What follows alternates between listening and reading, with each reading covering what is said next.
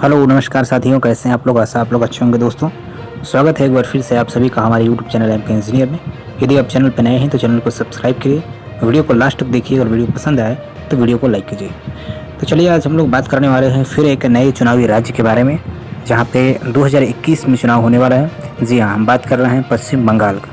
बहुत सारे लोगों ने कमेंट्स करके हमें बोला था कि पश्चिम बंगाल का ओपिनियन पोल लेकर आइए। तो दोस्तों पश्चिम बंगाल का आज हम लोग एनालिसिस करेंगे, उसके ओपिनियन पोल के बारे में बात करें, जनता की क्या राय है, उन सारी चीज़ों को लेकर हम लोग बात करेंगे। तो चलिए फिर हम लोग वीडियो को स्टार्ट करते हैं। तो सबसे पहले बताते हैं पश्चिम बंगाल के अंदर इस समय वर्तमान में जो सरकार है वो तृणमूल कांग्रेस पार्टी की है, यानी ममता बनर्जी वहाँ की सीएम है। ममता बनर्जी ने सबसे पहले जो सरकार बनाई थी वो 2011 में पूर्व बहुमत की सरकार बनाई थी।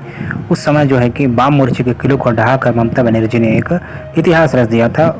और जब 2011 के चुनाव में कांग्रेस और टीएमसी एक साथ थे, तो ये था उस समय का जो है कि दोनों का गठबंधन हुआ था, कांग्रेस और टीएमसी का।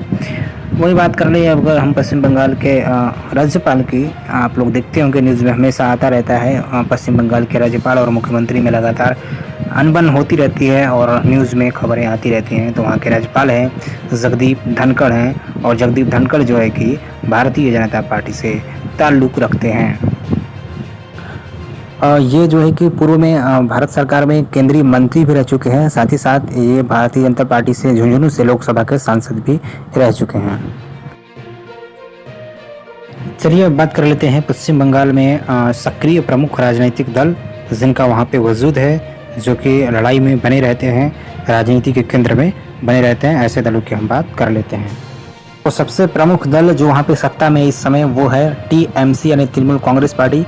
और टीएमसी का जो पूरा नाम है एआईटीएमसी, ऑल इंडिया तृणमूल कांग्रेस है, और इसके अध्यक्ष जो इस समय वर्तमान में वो ममता बनर्जी हैं। और टीएमसी की स्थापना 1997 में हुई थी। ममता बनर्जी ने कांग्रेस पार्टी से अलग होकर इस पार्टी की अपनी स्थापना की थी। वहीं भारतीय जनता पार्टी बंगाल के अंदर दूसरी सबसे प्रमुख पार्टी है। लोकसभा में भारतीय जनता पार्टी ने काफ़ी करिश्माई तरीके से 18 लोकसभा सीटें जीत करके सबको चौंका दिया था। बात करें तीसरी प्रमुख पार्टी की, तो पश्चिम बंगाल में तीसरे नंबर की प्रमुख पार्टी है कांग्रेस पार्टी। जी हाँ, इंडियन नेशनल कांग्रेस तीसरे नंबर की प्रमुख पार्टी है। वहाँ पे कांग्रेस पार्टी भी रूल कर चुकी है। अब मैं बात करता हूँ पश्चिम बंगाल के सबसे प्रमुख दल की, जिसने पश्चिम बंगाल में काफ़ी समय तक राज किया, वो है कम्युनिस्ट पार्टी।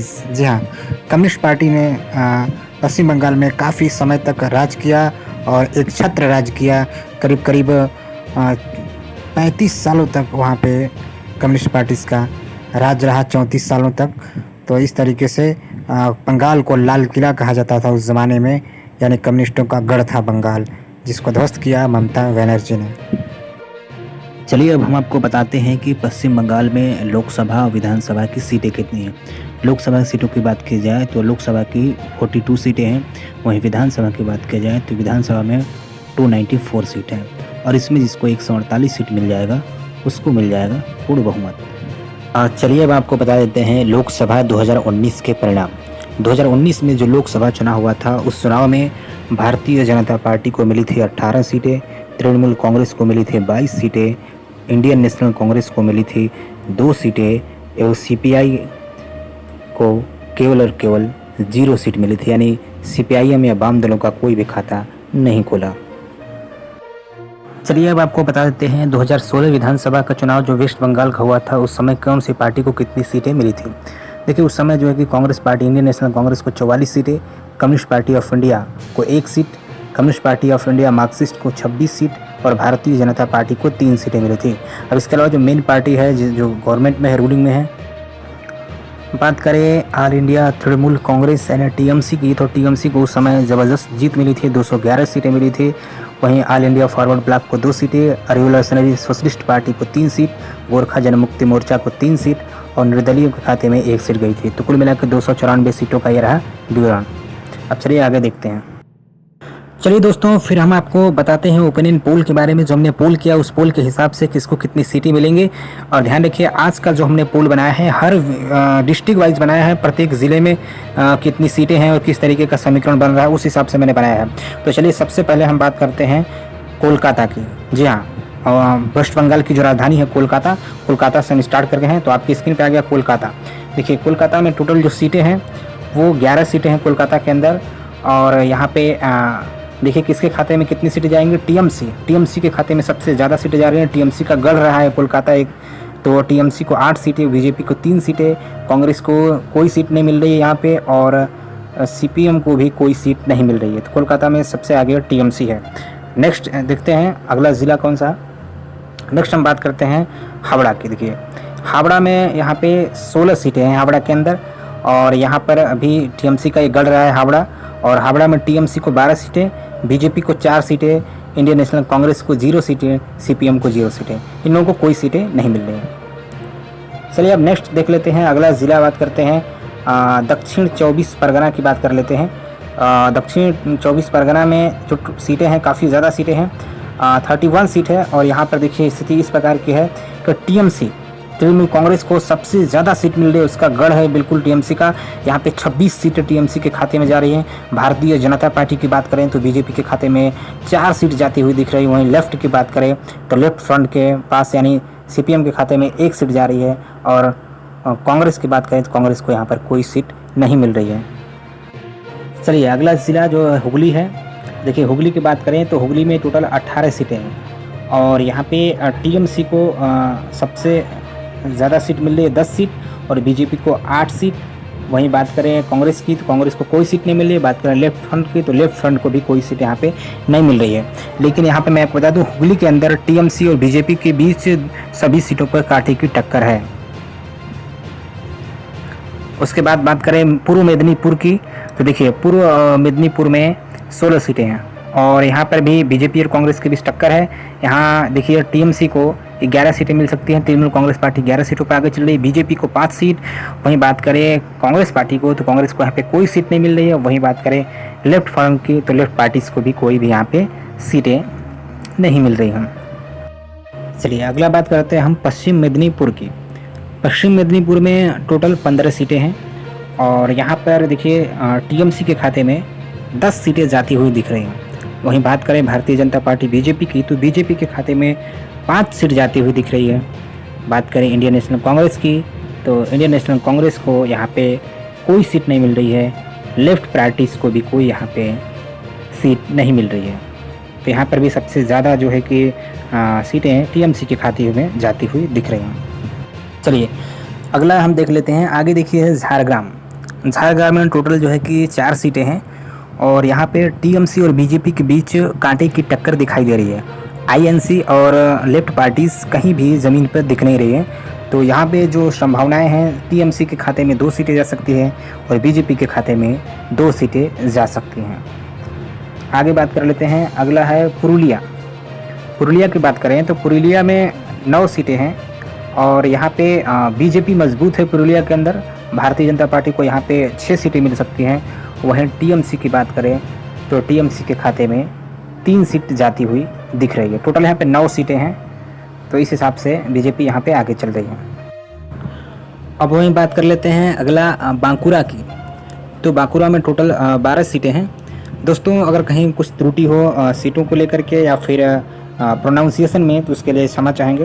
तो बांकुरा में जो सीटें हैं वो टोटल 12 सीटें हैं, और यहाँ पे बीजेपी के खाते में 4 सीटें जाती हुई दिख रही हैं। वहीं टीएमसी के खाते में 7 सीटें, और लेफ्ट के खाते में 1 सीट, और कांग्रेस के खाते में कोई भी सीट नहीं जा रही है। तो यहाँ पर भी जो टीएमसी मजबूत है बांकुरा के अंदर। चलिए आगे बात कर लेते हैं हम बर्धमान पूर्व की। तो बर्धमान पूर्व में भी काफ़ी सीटें हैं, 16 सीटें हैं यहाँ पे, और यहाँ पे टीएमसी का बर्धमान गढ़ रहा है, और टीएमसी को यहाँ पे 13 सीटें मिल रही हैं, और भारतीय जनता पार्टी को 3 सीटें मिलती हुई दिख रही हैं। वहीं बात करें लेफ्ट पार्टीज़ की तो लेफ्ट को कोई सीट नहीं मिल रही है। कांग्रेस की बात करें तो कांग्रेस को भी कोई सीट नहीं मिल रही है। तो यहाँ पर बर्धमान में जो है कि टीएमसी सबसे आगे है। चलिए आगे हम बात कर लेते हैं बर्धमान पश्चिम की। बर्धमान पश्चिम में टोटल 9 सीटें हैं, और यहाँ पर बीजेपी मजबूत स्थिति में है। यहाँ पे बीजेपी को 7 सीटें मिल रही हैं। वहीं बात करें टीएमसी की तृणमूल कांग्रेस पार्टी को तो यहाँ पे इसको 2 सीटें मिल रही हैं। वहीं बात करें हम लेफ्ट पार्टीज़ की तो लेफ्ट को कोई सीट नहीं मिल रही है। कांग्रेस की बात करें तो कांग्रेस को भी यहाँ पर कोई सीट नहीं मिल रही है। तो कुल मिलाकर वर्तमान में भारतीय जनता पार्टी मजबूत स्थिति में है आज के डेट में। चलिए अब हम बात कर लेते हैं बीरभूम की। तो बीरभूम में जो है कि 11 सीटें हैं और यहाँ पे टीएमसी का काफ़ी मजबूत किला रहा है बीरभूम। और बीरभूम में टीएमसी को सबसे ज़्यादा सीटें मिल रही हैं और टीएमसी को 7 सीटें मिल रही हैं और बीजेपी को 4 सीट, लेफ्ट पार्टीज़ को कोई सीट नहीं मिल रही है, कांग्रेस पार्टी को कोई सीट नहीं मिल रही है। तो इस तरीके से यहाँ पर जो है कि 7 सीट टीएमसी के खाते में, यानी टीएमसी यहाँ पर मजबूत स्थिति में दिख रही है। लेकिन कई सीटों पर यहाँ पर बीजेपी और टीएमसी में बहुत ही कांटे की टक्कर है।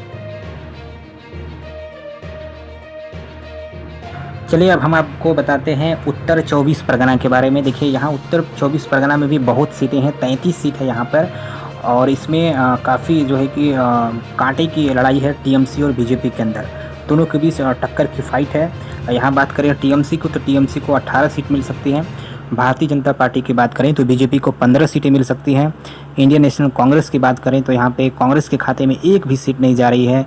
वहीं बात करें लेफ्ट पार्टीज़ की तो लेफ्ट पार्टीज़ के भी खाते में यहाँ पर कोई भी सीट जाती हुई नहीं दिख रही है। तो कुल मिलाकर यहाँ पर बीजेपी और टीएमसी में बराबर की टक्कर है। चलिए अब हम बात करते हैं मुर्शिदाबाद ज़िले की। मुर्शिदाबाद में कांग्रेस पार्टी भी मजबूत स्थिति में है और यहाँ पर देखिए टीएमसी भी मजबूत स्थिति में है और लेफ्ट पार्टीज़ भी कई सीटों पर मजबूत स्थिति में है। मुर्शिदाबाद में टोटल 22 सीटें हैं और यहाँ बात करें तो देखिए यहाँ पर मेन फाइट जो है कि कांग्रेस टीएमसी के बीच में ही होने वाली है। तो यहाँ पर टीएमसी के खाते में 11 सीटें जा सकती हैं। वहीं बात करें कांग्रेस की तो कांग्रेस के खाते में 7 सीटें जा रही हैं। वहीं पे लेफ्ट की बात करें तो लेफ्ट पार्टीज़ के खाते में 3 सीटें और बीजेपी की बात करें तो बीजेपी के खाते में 1 सीट जा सकती है। लेकिन अभी वो कंफर्म नहीं है सीट जाएगी या नहीं जाएगी, लेकिन इतना है कि बीजेपी के खाते में वहाँ पर 1 सीट जा सकती है। तो इस तरीके से मुर्शिदाबाद में कांग्रेस और टीएमसी के बीच कड़ी टक्कर। चलिए अब बात कर लेते हैं नादिया की। तो नादिया में देखिए कांग्रेस, बीजेपी और टीएमसी इन दोनों के बीच कड़ी टक्कर है। यहाँ पे कांग्रेस और लेफ्ट को यहाँ पे कोई सीट नहीं मिल रही है। बात करें टीएमसी की तो टीएमसी को यहाँ पे 8 सीट मिल रही है, भारतीय जनता पार्टी को 9 सीट मिल रही है। इन दोनों के बीच ज़बरदस्त टक्कर है नादिया के सभी सीटों पर और जहाँ पे तगड़ी फाइट है वहाँ पर कोई भी ज़्यादा सीट जीत सकता है या फिर कोई भी पार्टी इसमें से क्लीन स्वीप भी कर सकती है उस ज़िले के अंदर। ऐसी स्थितियाँ कई सीटों पर बनी हुई हैं। अगर हम मालदा की बात करें तो मालदा में जो कड़ी टक्कर है वो भारतीय जनता पार्टी और कांग्रेस के बीच है। यहाँ पे टीएमसी टक्कर में नहीं है, यहाँ पे टीएमसी पीछे है। यहाँ पे एक अलग ही नज़ारा देखने को मिला जहाँ पर बीजेपी और इंडियन नेशनल कांग्रेस के बीच कड़ी टक्कर है। यहाँ पे टीएमसी को 1 सीट मिल सकती है। भाजपा की बात करें तो भाजपा को यहाँ पे 6 सीट मिल सकती है। वहीं कांग्रेस की बात करें तो कांग्रेस को यहाँ पे 5 सीट मिल सकती है। लेफ्ट फ्रंट की बात करें तो लेफ्ट पार्टीज़ को यहाँ पर कोई भी सीट मिलती हुई अभी नज़र नहीं आ रही है। चलिए अब हम बात करें अगले डिस्ट्रिक्ट की। तो ये है दक्षिण दिनाजपुर। दक्षिण दिनाजपुर की बात करें तो यहाँ पे टोटल 6 सीटें हैं और 6 सीटों में यहाँ पे दक्षिण दिनाजपुर में सबसे जो मजबूत पार्टी के रूप में उभर रही है वो भारतीय जनता पार्टी है। यहाँ पे बीजेपी को 4 सीट मिल सकती है। वहीं बात करें टीएमसी को तो टीएमसी को 2 सीट मिल सकती है। कांग्रेस पार्टी की बात करें तो कांग्रेस पार्टी को यहाँ पर कोई सीट नहीं मिल रही है। लेफ्ट पार्टीज़ की बात करें तो लेफ्ट के खाते में भी कोई सीट जाती हुई नहीं दिख रही है। तो दक्षिण दिनाजपुर में जो है कि भारतीय जनता पार्टी मजबूत स्थिति है। टोटल 6 सीटों में उसको 4 सीटें मिलने की संभावनाएँ हैं। चलिए अब बात कर लेते हैं हम उत्तर दिनाजपुर की। उत्तर दिनाजपुर की बात करें तो यहाँ पर 9 सीटें हैं विधानसभा की और उत्तर दिनाजपुर में जो है कि सबसे मजबूत पार्टी के रूप में जो उभर रही है वो है टीएमसी, यानी तृणमूल कांग्रेस पार्टी। ममता बनर्जी काफ़ी लोकप्रिय यहाँ पे दिखाई दे रही हैं और टीएमसी के खाते में यहाँ पर 6 सीटें जाती हुई, 9 में से 6 सीटें टीएमसी के खाते में जाती हुई दिख रही हैं।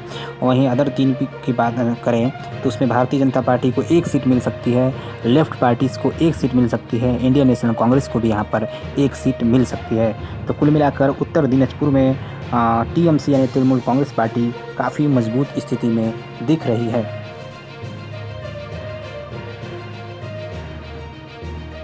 दार्जिलिंग की बात कर लेते हैं अब। तो दार्जिलिंग में टोटल विधानसभा की 5 सीटें हैं।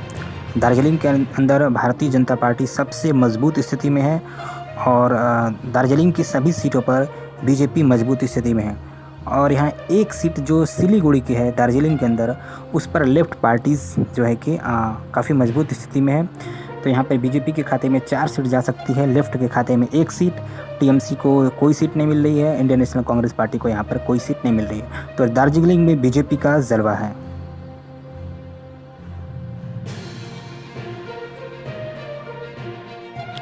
अगली बात कर लेते हैं हम आगे कलिंगपोंग की। तो कलिंगपोंग में जो है कि 1 सीट है और यहाँ पे कलिंगपोंग में भारतीय जनता पार्टी काफ़ी मजबूत स्थिति में है और यहाँ पर टीएमसी को 0 और इसके बाद भारतीय जनता पार्टी को 1 सीट उसी खाते में जाती हुई दिख रही है।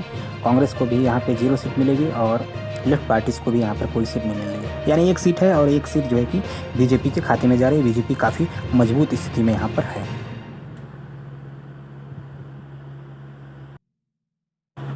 चलिए आगे हम बात कर लेते हैं जलपाईगुड़ी की। जलपाईगुड़ी की बात करें तो यहाँ पर जलपाईगुड़ी में सबसे मजबूत स्थिति में जो है कि भारतीय जनता पार्टी है। यहाँ पर टोटल 7 सीटें हैं जलपाईगुड़ी के अंदर और भारतीय जनता पार्टी काफ़ी मजबूत स्थिति में है। बीजेपी सभी सीटों पर मजबूत स्थिति में है और टीएमसी कुछ सीटों पर मजबूत है। तो अगर बात करें जलपाईगुड़ी में तो यहाँ पर बीजेपी को 4 सीट और टीएमसी की बात करें तो टीएमसी को 3 सीट मिल सकती है।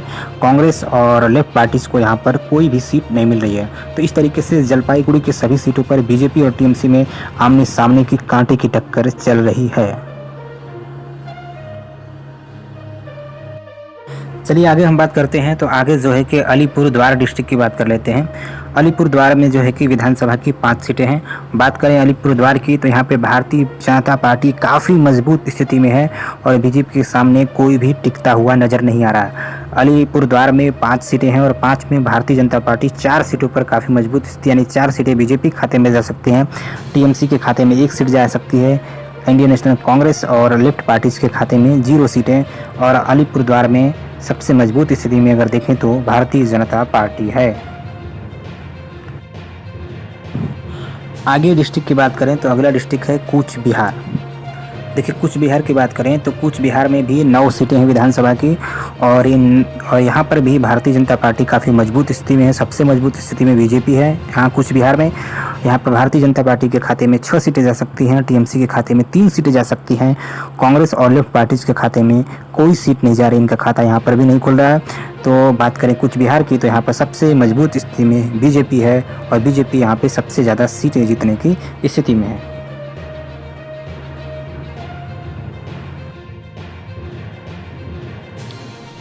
तो दोस्तों ये तो हमने आपको बताया एक एक डिस्ट्रिक्ट में डिस्ट्रिक्ट वाइज किस तरीके से कौन से डिस्ट्रिक्ट में कौन सी पार्टी मजबूत है, किसको कितनी सीटें मिलने की संभावना है।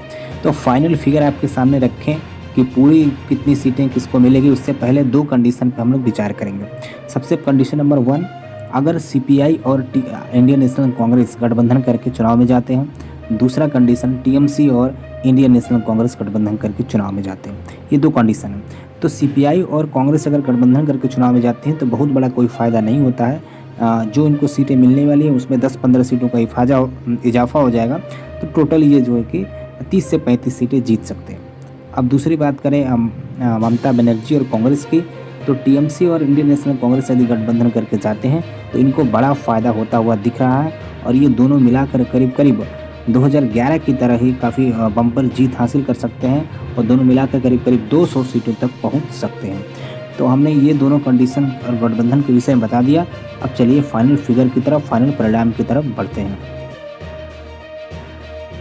चलिए इस ओपिनियन पोल के फाइनल राउंड की बात करें, फाइनल फिगर की बात करें, जो हमने एक एक सीट आपको बताई थी उसके बारे में।